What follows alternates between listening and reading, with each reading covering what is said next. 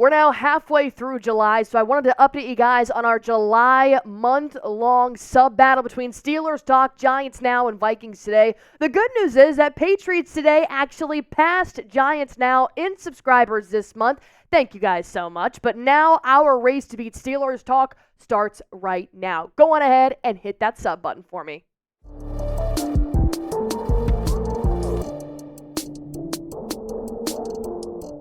The Patriots are now less than 1 week away from attending training camp and starting this camp off. I'm ready, man. I like the offseason, I do. You get to really understand who the players are, what the team's trying to do this year, but training camp's the last stop before the regular season starts and football season is back, baby. I am your host of Patriots Today, Allie Barefoot, and I actually saw this latest article from NESN talking about 8 surprising cut candidates after the Patriots training camp that if they don't pop off, if they do not stand out in training camp, then they could get the boot out of New England. Some of them are pretty surprising. Some of them I think we do see coming, but nonetheless, every single Patriot is going to be fighting for a spot on the 53-man roster. This is the last time to prove what you've got, so let's go on ahead and jump into it.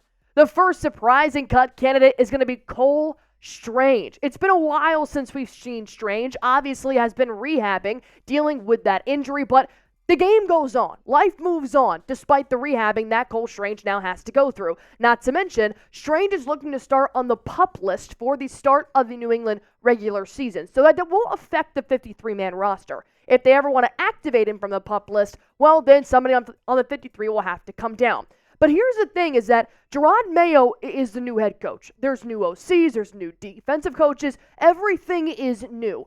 So the fact that there are still offensive linemen trying to gain a spot on this starting 5 means Cole Strange might just get wiped out. I mean, they started moving Sidy Sow to the left guard, the guy that dominated the right side last year next to Onwenu. I think Sidy would actually be very dominant on the left side, not to mention he's in that exact same spot that is Cole Strange's.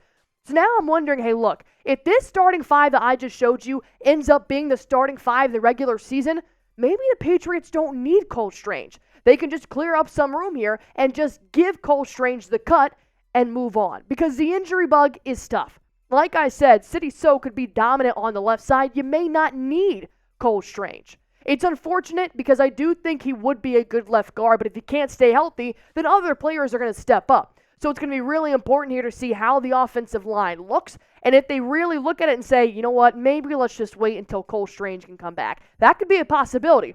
Or they could look at Sidy and be like, I think we found our guy. And the rest could be history. But let me ask you guys this question real quick. I've seen some conflicting comments down below about how you guys feel about Cole Strange and his lack of appearances with the injuries. So type C for cut, type K for keep. Let me know what the Patriots should do with Cole Strange this season.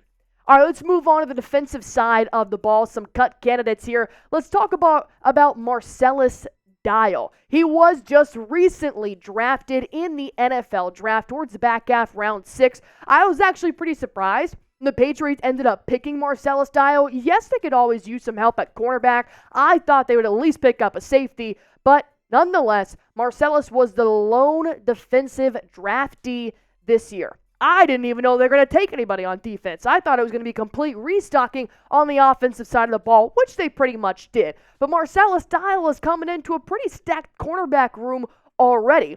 And while the cornerback room could always use a little bit more here in the depth, I think they need a veteran most importantly here. Alex Austin, who is sitting right now above Marcellas Dial, right behind Jonathan Jones. He's been popping off in OTAs and minicamps. I'm excited to see what training camp will do for him. And if Alex Austin does prove to be reliable back up between Jones or Gonzalez, I don't think Marcellas Dial has 100% of a need in this cornerback depth chart. Not to mention, if they do go out and get somebody like James Bradbury, Stephon Gilmore, then you're really not going to need the rookie they picked up in the 6th round of the NFL draft. So with that being said, if Marcellas Dial wants to be a New England Patriot this year, he's going to have to showcase his strengths in training camp. And his strengths are pass breakups and passes deflected. He had 10 PBUs last year in college. He had 32 over the course of his career in college. He's got the speed. He's got the vertical. He knows how to get up. He knows how to go head-to-head with these wide receivers. So if he really wants to be a part of the New England, I think it's going to be interesting to see what Dial has to prove during training camp. But back to the offense. JuJu Smith-Schuster.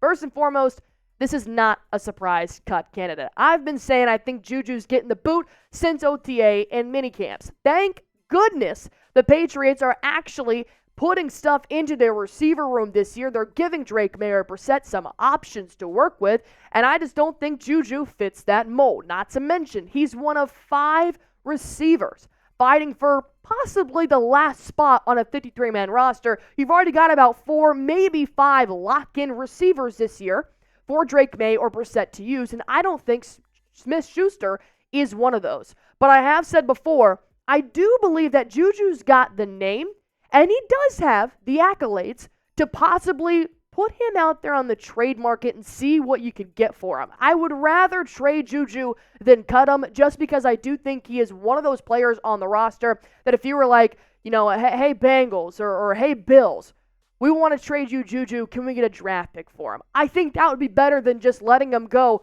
and not getting anything back, but I'm also not Gerard Mayo or Elliott Wolf. But JuJu actually spoke on why he was kind of a liability last year, and I am intrigued to see what he does in training camp and if he has improved. And JuJu Smith-Schuster said that last year in May, I was probably at like 60%. Right now, I'm like 100%. So it's a big difference. It's not easy coming off a knee injury and having a long season and coming back really short, but I feel great. Honestly, I've never felt better. I'm just excited to finally be out here around this time and participating. So it's great that JuJu feels 100%, but that means 0 excuses. That means you better come out here and show me that you still have the wide receiver that we saw with the Chiefs a couple years ago in you, not the receiver we saw last year with the Patriots, because that was sad. There are no excuses if you're feeling great than JuJu. That's what I'm excited about here on this training camp. We do have a couple more cut candidates to get to as well, but if you guys have not hit that sub button, please go on ahead and do so right now. And let's talk about the tight end position. I really have not touched on the tight end position at all this entire offseason. Why? Because you kind of know Hunter Henry is your guy. I mean, no, he's not going to be a Gronk. He's not going to be a Travis Kelce, but he's not a bad option here at tight end 1. He was the second leading receiver for the Patriots last year, so you know there's something to him. Then you got Austin Hooper, tight end 2. Mitchell Wilcox, tight end 3. Both those players they ended up picking up in free agency this last offseason, so they still have a lot to prove here in the NFL training camp. But Hooper's the one that's going to be on the chopping block here. Why? Because keep an eye on Jaheim Bell. You just drafted him. Obviously, he's got something in his bag that really made these draft prospects go, okay, we need him on our roster. And you picked up Hooper, you picked up Wilcox, but I could see Jaheim Bell making his way into tight end 2 during this training camp. And here's what a draft scout had to say about him, the Senior Bowl working with him, and what he had to talk about on the versatility of Jaheim Bell. He said he's extremely versatile. This isn't true helmet scouting, but there was some similar usage to him in what they got out of Deebo Samuel when he was at South Carolina. Just in terms of some of the slot and running back versatility, there was some fullback usage in there. The fact that you can just kind of put Jaheim wherever on the offense is making me think he's going to have an upper hand here than a Hooper or a Wilcox, who have been around the league and you're just really looking for a backup type of tight end. But if you could use Bell in several different situations, then I think you've got a good player on your hands. But he's just one of many draft picks that the Patriots do have to work out here. Which patch draft pick besides May are you excited to watch here at camp? Go on ahead, let me know in the comment section down below. Another not so surprising cut candidate here is Bailey Zappe. I've been saying this all offseason. I think Bailey Zappe gets the boot out of New England. Respectfully, I think he just kind of showed you everything that he has to offer last season. And that's fine. I think he'd be a great backup anywhere else. But you've got Jacoby Brissett, who if he needs to be Drake May's backup, he's there, vice versa. And I do believe Joe Milton has a lot to prove in training camp, but I'll talk about that more in just a few moments. Like I said, Bailey Zappe, he's not that guy, and that's okay. If he had the chance to be that guy when Mac Jones could not play, then maybe he could stick around. But I do think it could be a viable option to have some competition in training camp because we heard that Jerod Mayo wants to keep all 4 quarterbacks here for training camp. So obviously they see something in Bailey Zappe that maybe we don't. So it's going to be a good battle. And speaking of a good battle, here's the competition. Joe Milton, which could still be a surprising cut candidate if they do decide to go with Bailey Zappe. Here I am talking about like it's a done deal. It's not. Joe Milton still has a lot to prove being a late round draft pick and a quarterback. Now the good news is if they did cut him, they could sign him to the practice squad. So this isn't necessarily goodbye forever for Joe Milton and the New England Patriots, but he has to be better than Zappe. That's it. I think if he showcases his talents and blows Zappe out of the water, then there's no need to keep Bailey Zappe around. But I will tell you this, there is a gamble on the table. If they do cut Bailey Zappe and you've got Jacoby Brissett at QB1, Drake May at QB2, and Joe Milton at QB3, that's 2 rookies in your depth chart. That would be a little bit spicy, but that's a chance that Jerod Mayo's going to have to take. One more wide receiver, surprising cut candidate is going to be Tyquan Thornton.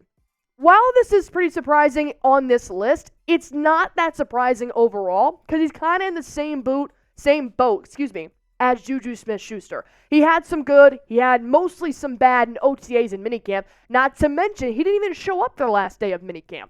So that kind of took him out of the running to be that last wide receiver spot. I don't see Tyquan Thornton or JuJu Smith-Schuster making that jump to be the final roster spot for the wide receiver depth chart. I think there are plenty of other guys that are showcasing their talents ahead of those two. So if Thornton were to get the boot out of New England, it would be unfortunate. But like I said, training camp is going to reveal a lot in terms of the depth chart at wide receiver. Last but not least, you can't forget about the kicker because nobody forgets about the kicker when it's a tie ball game and you got to win. And you got to rely on one person. Do you want that one person to be Chad Ryland? I don't, unfortunately. I'm taking Joey Slye. I'm taking the veteran. I understand that he did leave Washington. He's got a career-long, over 60-yard field goal made. Chad, not the greatest kicker last year, is more of a Bill Belichick pickup. I do believe that Joey Slye has more in his bag than Chad does. But let me tell you, this is probably the most underrated position battle going into training camp. And I know, how boring could this offseason be if the kicker is the most underrated position battle going into this training camp? You know what I'm saying. There's a lot of positions that are going to be going to a battle here. But the fact the Patriots are going all the way into seeing how great their kicker can be shows me they want to have a winning attitude with Jerod Mayo as their new head coach. So keep an eye on Chad, keep an eye on Joey, because the kicker position is going to be really interesting coming up here in a week. My last question for you guys is, which player do you think the Pats will cut after camp? I just gave you 8 targets that NESN did put out on an article, so let me know who you guys think. If I missed anybody, feel free to comment them down below. And like I said, help us win the July subscriber battle between Steelers, Giants, and Vikings. Go on ahead and do one thing for me and hit that sub button.